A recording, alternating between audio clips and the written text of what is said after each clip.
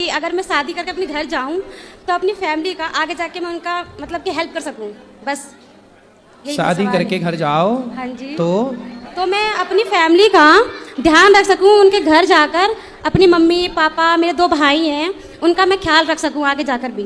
है? हाँ जी। अभी शादी हुई नहीं? जी नहीं, अभी हुई नहीं है। और पहले ही से हाँ जी, प्लानिंग चल रहा है। ससुराल में तुम्हारे पाँव टिकेंगे? जी, ससुराल में तुम्हारे पाँव टिकेंगे? तुम्हारा पूरा ध्यान माँ में रहेगा? टिकेंगे, ऐसी बात नहीं है। नहीं, हमें तो नहीं लक्षण लग रहे हैं कि तुम टिका पाओगी पाँव।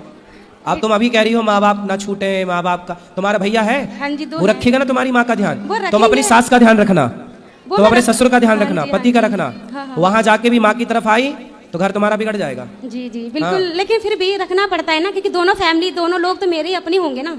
तो सास का ध्यान रखना ज्यादा, माँ का ध्यान रखने के लिए तुम्हारा भाई है।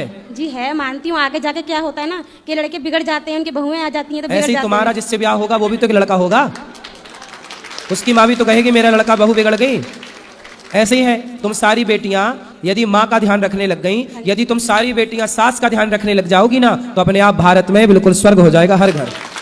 तुम शादी करके माँ की तरफ आती हो ना, यदि सास की तरफ भाग जाओ तो तुम्हारा घर स्वर्ग बन जाए। फिर क्या हो, तुम्हारी भौजाई आएगी ना, फिर वो भौजाई भी कहेगी अपनी माँ की तरफ जाऊंगी, तुम्हारी माँ का ख्याल रखेगी नहीं। तुम अपनी सास का ख्याल रखो, तुम्हारी भौजाई तुम्हारी माँ का ख्याल रखेगी। यही सिस्टम है, लेकिन तुम इतना समझाए कौन?